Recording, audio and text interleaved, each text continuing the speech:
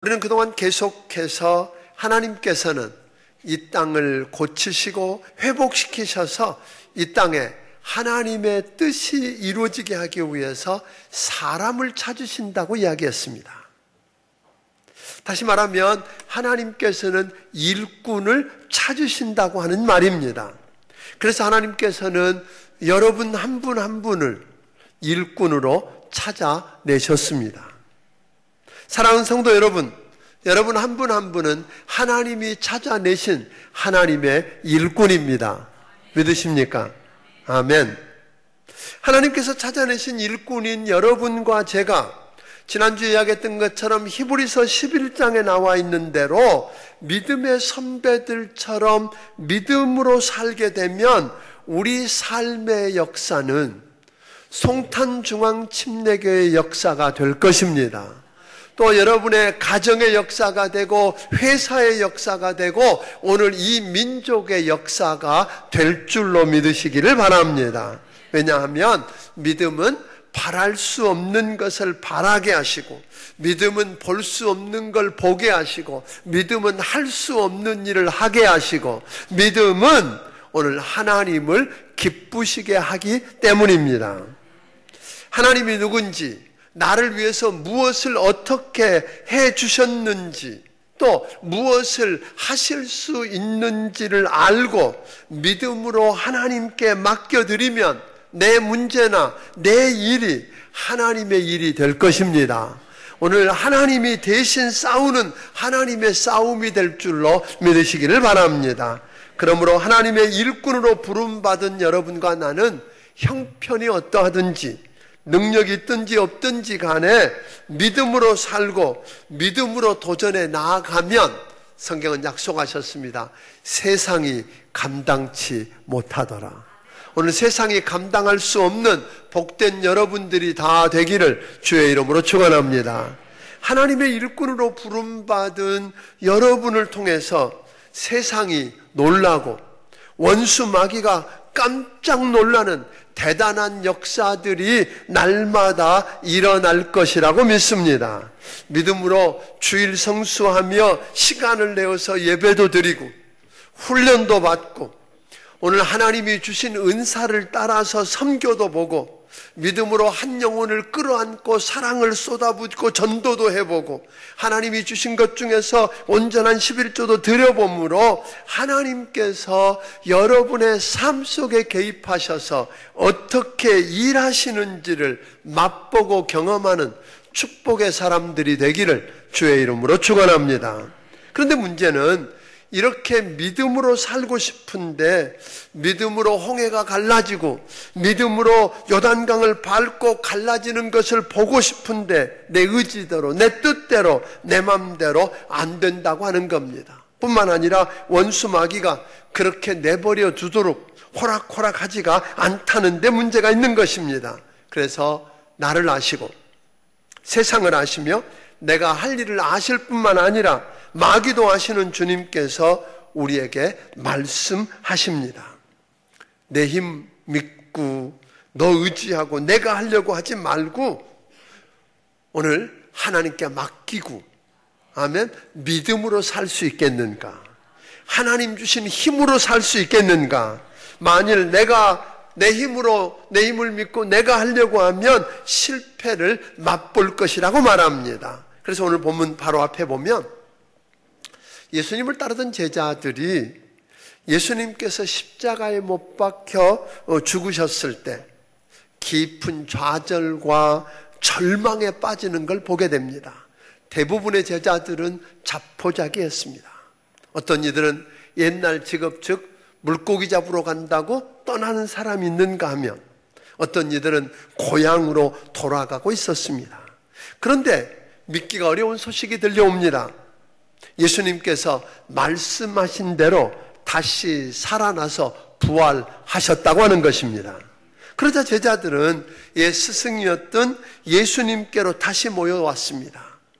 부활하신 예수님은 40일 동안 그 제자들과 함께 머무시면서 가르침을 주십니다. 십자가에서 우리 죄를 대신 담당하시고 죽으신 예수님이 다시 살아나 부활하신 다음에 하나님 나라 일을 말씀하고 있습니다. 44절을 한번 봅니다. 같이 한번 읽어보겠습니다. 시작. 또 이르시되 내가 너희와 함께 있을 때에 너희에게 말한 바 곧 모세의 율법과 선지자의 글과 시편에 나를 가리켜 기록된 모든 것이 이루어져야 하리라 한 말이 이것이라 하시고, 예수님이 죽으시고 부활한 것이 우연이 아니라 이미 모세의 율법과 선지자의 글과 시편에 기록된 것이 이루어져야 하리라고 말한 그대로 된 것이 그것이다 라고 이야기하는 겁니다. 그래서 46절 47절은 계속해서 이렇게 이야기합니다. 읽습니다. 또 이르시되 이같이 그리스도가 고난을 받고 제3일에 죽은 자 가운데서 살아날 것과 또 그의 이름으로 죄사함을 받게 하는 회개가 예루살렘에서 시작하여 모든 족속에게 전파될 것이 기록되었으니, 오늘 여기 보니까 예수님이 죽으시고 사흘 만에 부활하신 것과 주 예수 이름으로 죄사함 받게 하는 회개가 예루살렘으로부터 온 족속에게 전파될 거다라고 이야기했고, 너희가 이 모든 일에 뭐라고요? 증인이다 라고 하셨어요. 그래서 우리 주님은 우리에게 이렇게 이야기합니다. 지상명령을 주셨어요. 마태복음 28장 18절부터 20절에 보니까 너희는 가서 모든 족속으로 제자를 삼아 아버지와 아들과 성령의 이름으로 침례를 주고 내가 분부한 모든 것을 가르쳐 지키게 하라. 볼지어다 내가 세상 끝날까지 너희와 항상 함께 있을지어다. 두려움에 떨고 불안해할 뿐 아니라 실패하고 좌절하는 시원찮은 제자들에게, 대단하지 않은 사람들에게 모든 족속으로 제자를 삼으라고 하십니다. 땅끝까지 이르러서 내 증인이 되라고 하십니다. 이 땅에 하나님의 뜻을 이루어지게 하는 그 일을 위해서 너희가 통로가 되라고 하십니다. 예수님만 하실 수 있는 그 엄청난 일을, 도대체 시원해 보이지 않는, 별 볼 일 없어 보이는 그 제자들을 통해서 그 위대한 일, 예수님만 하실 수 있는 일을 하시겠답니다. 아니, 반드시 해야 한다고 이야기합니다. 제자들은 죽음을 이기고 부활하신 예수님이 이스라엘을 억압하는 로마의 압제를 물리치고 해방시켜서 하나님의 나라를 만들 거라고 기대했습니다. 그 죽은 자 가운데서 사실 예수님이 이 땅에 오셔서 하시는 일들을 보면서 그분이 왕이 되어서 로마의 압제에서 벗어나서 위대한 왕국을 만들 줄 알았는데 그분이 죽으셨어요. 끝난 줄 알았는데 그분이 다시 살아나셨기 때문에 이때야말로 로마를 굴복시키고 우리를 해방시켜서 예수님이 왕이 되어서 이 땅에 세상의 왕국을 만들 거라고 생각하고 사도행전 1장 6절부터 7절을 통해서 물어봅니다. 하나님 나라를 즉 이스라엘을 회복하심이 이때입니까? 라고 물었어요. 그랬더니 하나님이 아니랍니다. 오늘 예수님은 말합니다. 하나님의 나라는 그런 방법으로 이루어지는 것이 아니랍니다. 그래서 1장 8절은 이렇게 이야기합니다. 사도행전 1장 8절을 읽어봅니다. 시작. 오직 성령이 너희에게 임하시면 너희가 권능을 받고 예루살렘과 온 유대와 사마리아와 땅끝까지 이르러 내 증인이 되리라 하시니라. 예수님의 방법은 무력으로 한 나라의 왕권을 뒤집고 총칼을 가지고 오늘 이뤄내는 게 아니라 예수님의 방법은 일꾼으로 부름받은 여러분과 내가 예수님의 증인이 되어 사는 거랍니다. 복음을 전하는 전도를 통해서 그 일을 이루시겠다고 이야기합니다. 여기서 증인이 된다는 말은 마르토라고 하는 말로 순교라고 하는 말과 같은 단어입니다. 무슨 말이냐면 우리가 증인이 되어 전도한다는 말은 목숨을 걸고 우리가 만나고 보고 듣고 경험한 그리스도를 증거하라고 하는 이야기입니다. 내가 만났던 예수님이 무엇을 어떻게 하셨는지를 목숨을 걸고 증거하라고 하는 겁니다. 그래서 실제로 초대교회 믿음의 선배들과 역사 속에 있었던 그리스도인들이 그렇게 복음을 전하다가 증인으로 살다가 고난을 당하기도 하고 순교하기도 했습니다. 그렇게 해서 끝나고 망한 게 아닙니다. 그렇게 해서 얼마 되지 않은 시간 내에 그 거대한 제국이었던 로마 제국이 마침내 복음의 능력 앞에 스스로 무너져서 무릎을 꿇는 기적을 경험하게 되는 것입니다. 예수님의 제자들과 초대교회 성도들은 정치의 힘보다, 왕권보다, 군대의 힘보다, 칼과 창의 힘보다 더 놀랍고 위대한 복음의 능력을 경험했다고 이야기하는 것입니다. 오늘날도 우리 주님께서는 하나님의 일꾼으로 부름받은 여러분과 저에게 세상 탓만 하지 말고, 이 세상을 두려워하지만 말고, 이 세상에 하나님의 뜻이 이루어지는 하나님의 나라를 세우라고 이야기하십니다. 총칼 들고 정복하라는 말 아닙니다. 예루살렘과 온 유대와 사마리아와 땅끝까지 이르러 내 증인이 되라십니다. 오늘 여러분과 내 가정에서부터, 내가 속한 일터에서부터, 내가 사는 동네로부터 시작해서 이 동심의 원을 넓혀서 복음을 전해서 오늘 여러분 그들을 구원하는 것이 이 땅에 하나님의 나라를 이루는 것이라고 말하는 것입니다. 그래서 우리 주님은 내 증인이 되라고 하셨습니다. 모든 사람들에게 복음을 전하라고 하셨습니다. 왜 그렇습니까? 지난 금요일 저녁에 제가 거라사 군대 귀신 들린 사람의 이야기를 했는데, 그 사람은요, 군대 귀신이 들려서 멀쩡하게 살던 집에서 나와서 옷을 다 벗고 자기 몸을 상하면서 사람들에게 해코지하며 사는 삶을 살고 있다는 거예요. 그런데 부끄러운 것도 모르고, 수치심도 모르고, 아픈 것도 모르고, 그리고 결국은 쇠사슬에 묶어놔도 그걸 풀고 이렇게 사는 사람, 해결할 수 없었던 그가 뭘로 해결받느냐면 예수님 앞에 나와서 부르짖고 그 예수님 발치에 엎드렸다가 오늘 주님이 고쳐주시는 걸 경험합니다. 온전케 됩니다. 예수님 만나고 나니까 온전케 되어지고 구원받게 되고 살아납니다. 아멘. 이런 역사, 다시 말하면 예수님만이 여러분 우리의 해답이십니다. 예수님 안에 해답이 있습니다. 그분 만나면 죄 문제가 해결됩니다. 질병이 고쳐집니다. 영생을 얻게 됩니다. 사랑하는 여러분, 하나님의 일꾼으로 부름받아 우리가 주의 사랑을 전하는 것으로 세상을 변화시킬 수 있게 되기를 주의 이름으로 축원합니다. 마틴 루터 킹 목사님이 노벨상을 받으면서 1964년 12월 11일 날 연설을 하는데 말미에 이런 이야기를 합니다. 요한일서 4장 7절 이하의 말씀을 인용하면서 이렇게 이야기합니다. 사랑하는 자들아, 우리가 서로 사랑하자. 사랑은 하나님께 속한 것이니 사랑하는 자마다 하나님으로부터 나서 하나님을 알고 사랑하지 아니하는 자는 하나님을 알지 못하나니 하나님은 사랑이심이라. 이렇게 한 다음에 그분이 말하기를 사랑만이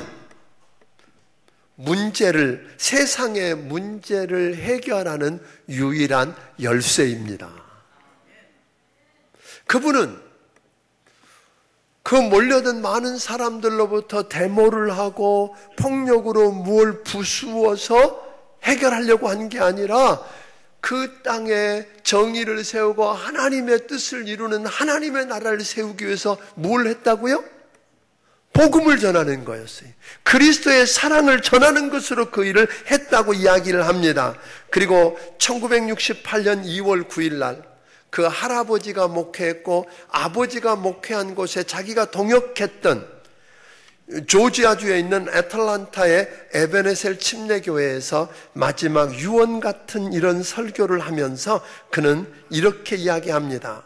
여기 계신 분들 가운데 내가 죽는 것을 보는 분이 있을지라도 있게 되면 나를 위해서 긴 장례를 할 생각을 하지 말아달라고 해 주십시오.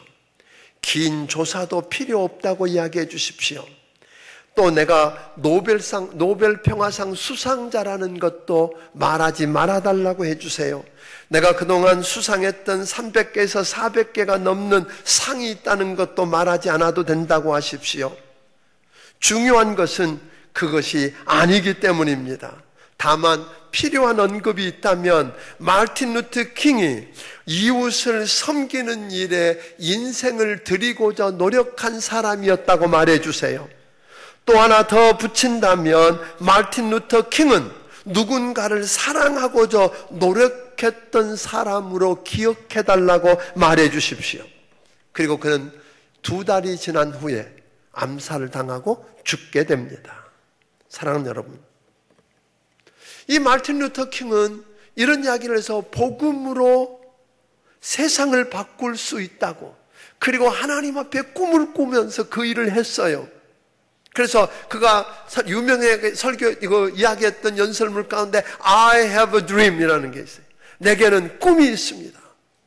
흑인의 자녀와 백인의 자녀가 함께 공부하고 함께 뛰어놀고 같은 식당에 가고 같이 이야기하고 같이 예배드리고, 그 당시로서는 불가능해 보였던 그 일들이 요즘 미국의 흑인 대통령이 나왔잖아요. 다시 말하면 하나님이 주신 그 꿈을 폭력으로가 아니라, 다른 정치적인 힘으로가 아니라, 총칼이 아니라 뭘로요? 그리스도의 사랑으로, 예수 그리스도의 복음을 전함으로 그 일을 이루려고 했다고 하는 것입니다. 사랑하는 여러분, 마르틴 루터 킹 목사처럼, 그리고 바울 사도처럼 복음의 감격을 회복하는 여러분이 되기를 바랍니다. 그리고 그 복음의 감격을 가지고 복음을 전하고 복음의 주인이신 예수 그리스도를 높이는 여러분들이 되기를 주의 이름으로 축원합니다. 그러면 우리가 꿈꾸고 갈망하던 것을 이루어가는 드라마의 주인공이 될 것이라고 믿습니다. 사랑하는 여러분, 하나님의 일꾼으로 부름받은 여러분과 내가 복음으로 세상을 변화시키고 이 땅에 하나님의 뜻이 이루어지게 하는 통로가 되어야 하는데, 이 엄청난 일, 예수님이 하셨던 일이고 예수님이 해야 할 그 일을 우리를 통해서 하시겠다고 한 그 엄청난 일을 우리가 어떻게 해낼 수 있겠느냐고 하는 것입니다. 그래서 49절을 한번 같이 읽어봅니다. 49절 읽습니다. 볼지어다 내가 내 아버지께서 약속하신 것을 너희에게 보내리니 너희는 위로부터 능력으로 입혀질 때까지 이 성에 머물라 하시니라. 오늘 여러분 무슨 이야기예요? 우리를, 여러분과 나를 일꾼으로 부르신 하나님께서 약속하신 성령으로 덧입혀줄 때까지, 그 성령을 통해서 위로부터 임하는 하나님의 능력을 덧입을 때까지 뭐 하라고요? 하지 말라는 거예요. 여러분, 그 어마어마한 일, 복음을 전하라고 그러고 증인이 되어서 복음을 전해서 세상을 바꾸고 변화시켜서 하나님의 나라를 세우라고 하신 그분, 그건 급한 일이고 중요한 일이었어요. 그런데 당장 나가기 전에 사도행전 1장 8절도 이렇게 이야기합니다. 같이 읽어볼까요? 자, 시작. 오직 성령이 너희에게 임하시면 너희가 권능을 받고 예루살렘과 온 유대와 사마리아와 땅끝까지 이르러 내 증인이 되리라 하시니라. 오늘 여기 뭐라고 말씀합니까? 그 일이 중요한 일이고 그 일이 시급한 일이고 내가 해야 할 일이지만 내 힘으로, 내 때에, 내 방법으로 해서 이룰 수 없다고 하는 것입니다. 믿으십니까? 실패하게 될 거라는 거예요. 그래서 주님은 기다리라는 거예요. 뭐 할 때까지? 하나님이 주시마 약속하신 성령으로 덧입을 때까지 하면, 성령 받으면 오늘 여러분 능력이 임하고 권능이 임하고, 믿습니까? 하나님의 역사가, 다시 말하면 나를 통해서 하나님이 하시는 걸 볼 거라는 거예요. 성경에 보니까 힘으로도 안 되고 능으로도 안 되는 일이 뭐예요? 여호와의 신으로 된다고 그랬거든요. 하나님의 신으로 할 수 있는 그 일. 그래서 저들은 그 위탁받은 어마어마한 명령을 행하기 전에, 사도행전 1장 14절에 보니까 전도로 나가기 전에, 짐 싸기 전에 저들이 뭐부터 했다고요? 다 모여서 문을 걸어 잠그고 기도하는 일을 했답니다. 기도에 전혀 힘썼답니다. 하나님, 그 엄청난 일을 내 힘으로 할 수 없습니다라는 고백입니다. 내 힘으로 할 수 없습니다. 나는 어떻게 할 줄을 모릅니다 하고 주님 발치에 엎드려서 하나님의 도움을 구하고 은혜를 구하되 능력 부어주시도록 성령을 구했다고 하는 것입니다. 사랑하는 여러분, 그래서 저들은 그곳에 엎드려서 기도했더니 사도행전 2장에 가면 약속하신 성령이 오순절날 그들 위에 임했습니다. 충만하게 임했습니다. 그 성령 받고 나니까 저들은 딴 사람이 되어버렸습니다. 오늘 두려워하고 비겁하고, 오늘 여러분 그렇게 살던 저들이 아닙니다. 이제는 문을 열어젖히고 뛰어나가서, 숨어 다니던 저들이 뛰어나가서 너희가 십자가에 못 박아 죽인 예수를 하나님이 살리셨고 그를 그리스도와 주가 되게 했다. 아멘. 회개를 외쳤습니다. 그랬더니 하루에 3,000명이 회개하고 주께로 돌아오고 5,000명이 회개하고 주께로 돌아오는 기적이 일어난 줄로 믿으시기를 바랍니다. 사랑하는 여러분, 에스겔서 37장에 보니까 바벨론이라고 하는 거대 제국에 의해서 이스라엘이 망합니다. 그 난공불락의 성이라고 했던 성벽이 다 무너지고 절대로 사라질 것 같지 않았던 하나님의 성전이 불타버리고 남은 게 아무것도 없었습니다. 거기다가 똑똑하고 쓸만한 사람들은 다 먼 바벨론 땅으로 포로로 잡혀가고 희망이 없습니다. 소망이 없었습니다. 이제 다 끝난 것 같은 절망 가운데 주저앉아 있던 에스겔을 우리 하나님이 부르십니다. 그리고 그에게 보여주신 것이 있었는데 에스겔 골짜기에 나둥그는 마른 뼈다귀들이었습니다. 해골들. 그 말라서 이제는 해골이 되어버리는 뼈다귀들이 무슨 소망이 있고 무슨 희망이 있고 무슨 기대를 걸 수 있었겠습니까? 똑같은 상황 속에 있었던 저들. 마치 오늘 이 세상을 보면 희망이 없어 보입니다. 절망입니다. 다 끝난 것 같은 때도 우리 주님은 동일하게 여러분과 내게 말씀하는 것이 있습니다. 그래서 에스겔에게 이야기합니다. 저들이 살겠느냐? 그리고 에스겔에게 하나님의 말씀을 대언하게 합니다. 저들이 그 뼈다귀들이 에스겔을 통해서 대언되는 하나님의 말씀이 임하고 나니까 저들이 뼈들이 서로 맞아집니다. 아멘. 일어납니다. 힘줄이 돋고 살이 돋고 가죽이 돋쳐집니다. 사랑하는 성도 여러분, 우리가 성경 대탐험하는 이유가 있어요. 날마다 성경 한 장을 읽고요, 그 문제를 풀어보고요, 정말로 그 말씀을 붙들고 오늘 새벽에 있는 말씀을 들어보고 2시에 말씀을 들어보면서 말씀이 우리 안에 거하게 되면, 아멘.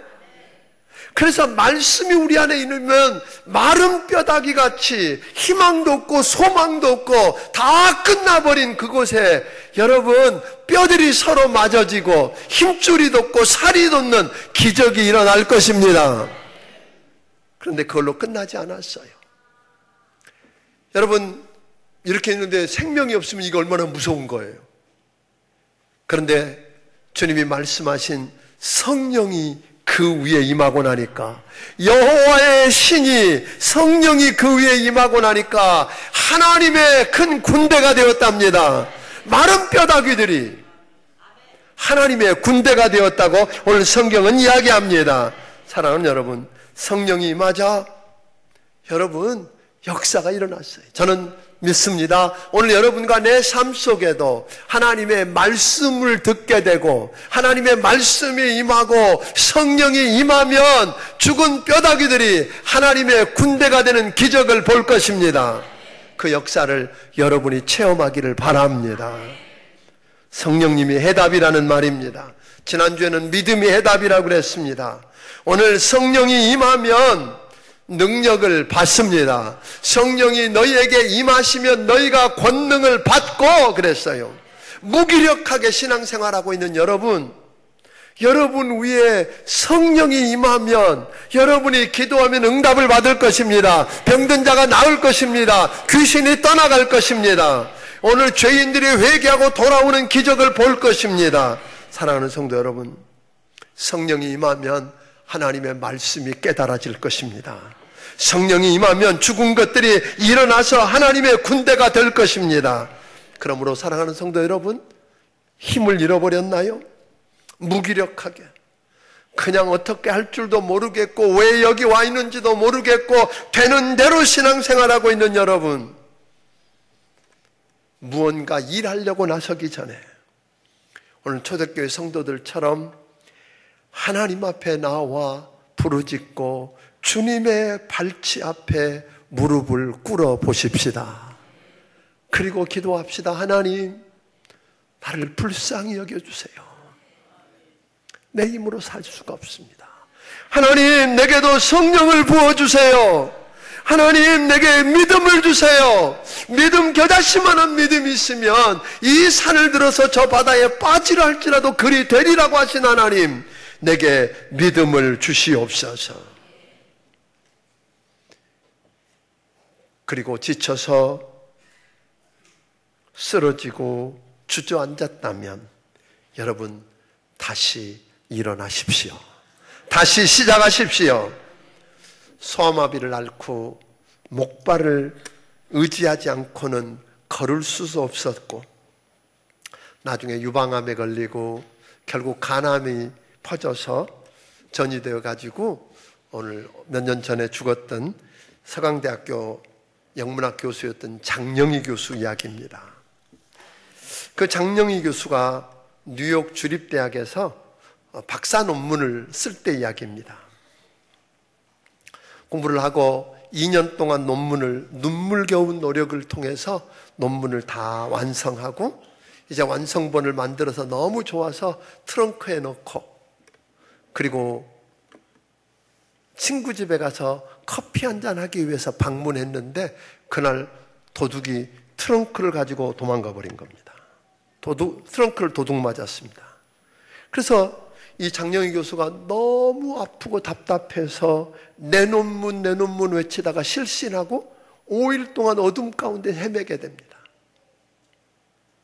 그러다가 그가 다시 일어나서 논문을 다시 쓰기로 결심하고 1년 더 학교로부터 기간 연장을 받아가지고 다시 논문을 씁니다. 마침내 1년 만에 논문을 다 완성하고 교수 통과를 보고 그리고 이제 논문집을 만들 때 그 앞에다가 헌사를 쓰는 날에 이런 헌사를 썼습니다. 내게 생명을 주신 사랑하는 나의 부모님께 이 논문을 바칩니다. 그리고 내 논문 원고를 훔쳐가서 내게 삶에서 가장 중요한 교훈을, 즉 다시 시작하는 법을 가르쳐준 도둑에게도 감사를 드립니다. 그리고 그는 하나 덧붙였습니다.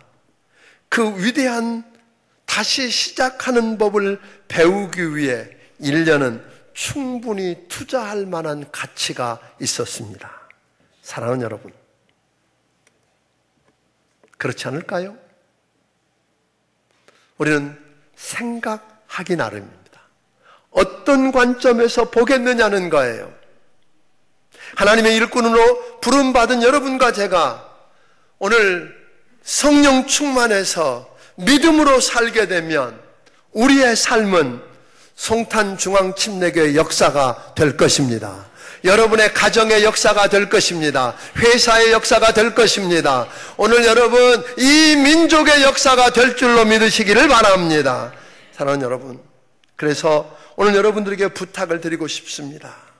우리를 부르시고 그 일을 맡겨주신 주인 되시는 하나님이 그분의 뜻이 우리를 통해서 이루어지도록 우리 인생을 하나님께 후회 없이 헌신해 보시기를 바랍니다.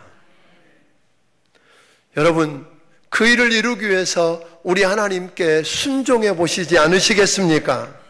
믿음으로 저질러보고 시도해보고, 그래서 하나님만 하실 수 있는 크고 놀라운 일들이 나를 통해서 이루어지는 것을 보시지 않으시겠냐는 말입니다. 그동안 솔직하게 이야기해서 헌신하지 못하셨어도, 순종을 못하셨어도 괜찮습니다. 지금부터가 중요합니다. 다시 한번 일어나서 순종해 보시지 않으시겠냐는 말입니다. 장영희 교수가 그의 책에서 또 이런 이야기를 합니다. 자기 인생에서 가장 용기가 된 말이 있다면 괜찮아 라는 말이었답니다. 어린 시절 소아마비로 몸이 불편해서 친구들이 그 놀이를 하는 놀이에 늘 끼지 못하고 혼자 왕따처럼 이렇게 소외되어 있을 때 서운한 마음에 눈물을 흘리며 주저앉아 있을 때인데, 지나가던 엿장수 아저씨가 자기를 이렇게 바라보면서 미소를 지으면서 엿을 하나 주면서 괜찮아 그러더래요. 그래서 이 아이가 그때 생각을 했대요. 뭐가 괜찮다는 거야? 내가 이렇게 소아마비가 걸려서 장애인으로 사는 게 괜찮다는 말이야. 뭐 혼자 있어도 괜찮다. 하여튼 그러면서, 근데 그 단어가 평생 떠나지 않았다는 거예요. 여러분, 우리 이제 출애굽기 마치면 골든벨 하게 되는데, 방송에 골든벨 할 때 보면 학생들이 한 사람이 맨 마지막에 남아서 한 문제만 맞히면 뭐예요? 골든벨을 울리게 되고, 그러면 학교에 큰 상을 받고 자기도 상을 받게 되는데, 마지막 한 문제를 기대했는데 그 문제를 못 맞히고 틀렸어요. 그러면 거기는 학생들이 손가락질하면서 욕해든가요? 뭐라 그러죠? 박수를 치면서 괜찮아 괜찮아 하고 외치는 거 들어보셨죠? 2002년도 월드컵 때 우리나라가 4강에 갔다가 뭐예요? 졌어요. 근데 아무도 뭐 하는 거냐고 바보 같다고 손가락질하고 비난하는 게 아니라 뭐였어? 다 괜찮아 그랬어요. 사랑하는 여러분, 우리가 비록 그동안 실패투성이의 인생을 살았어도, 아니 불순종의 인생을 살았을지라도, 부끄러운 인생을 심지어 살았을지라도, 남은 인생 다시 믿음을 가지고 성령의 능력을 의지하고 다시 일어서서 하나님의 뜻을 이루는 일꾼으로 쓰여지겠다고 일어설 수만 있으면, 하나님과 천군 천사들과 먼저 간 믿음의 선배들이 우리를 향해서 괜찮아, 아멘, 괜찮다고 하면서 응원을 해 주실 거라고 믿습니다. 하나님의 일꾼으로 부름받은 사랑하는 성도 여러분, 우리 다시 한번 일어납시다. 오늘 다시 한번 시도해 보십시다. 왜냐하면 모든 것을 합력하여 선을 이루시는 전지전능하신 그 하나님, 사도 바울은 그 하나님이, 보아이신 그 예수님이 내 안에 있으니까 나는 따오는, 거기 있는 말들을 고린도후서 4장과 6장에 있는 말씀을 그대로 빌리면 나는 따오는데도 KO는 안 당한다 그러는 거예요. 넘어질 수 있어요. 쓰러질 수 있어요. 또 쓰러질 수 있지만 그것 때문에 나는 안 망한다. 예? 넉다운인데도 넉아웃은 없다는 거예요. KO는 안 당한다는 이야기예요. 뿐만 아니라 그는 말합니다. 가난한 자 같으나, 아무것도 없는 가난한 자 같으나 부요케 하는 자가 되고, 핍박을 받고 매를 맞는 자 같으나, 그래서 죽어가는 자 같으나 살리는 자가 될 수 있다고 이야기합니다. 사랑하는 성도 여러분, 그러므로 그 성령의 능력을 구하는 여러분들이 되기를 바랍니다. 성령이 여러분 위에 임하시면, 성령의 능력에 붙들리면, 그리고 믿음으로 그분을 의지하고 오늘 새로운 발걸음을 시작하게 되면, 여러분을 통해서 우리 하나님만 하실 수 있는 큰 일들을 이루시고 영광을 받으실 것입니다. 아멘. 그래서 일꾼으로 부름받은 여러분과 내가 2013년, 여러분 다시 일어섭시다. 그래서 믿음으로 발걸음을 내디딥시다. 그래서 하나님이 일하시는 것, 보십시다. 믿음을 구하고 성령을 의지하고 그 일을 감당해내는 복된 여러분들이 되시기를 주의 이름으로 축원합니다. 기도하겠습니다. 오늘 시간에 조용히 한번 기도했으면 좋겠습니다. 아버지 하나님, 저는 실패했습니다. 넘어졌습니다. 부끄러운 일도 많이 하고 범죄했습니다. 용서해 주옵소서. 하나님 아버지, 그래도 이제 믿음을 가지고 성령의 능력을 의지하고 다시 시작하고 새로운 발걸음을 내딛기 원합니다. 나를 붙들어 서 주시옵소서. 나를 통해서 하나님의 계획하신 그 일들을 이루시옵소서. 함께 기도합니다.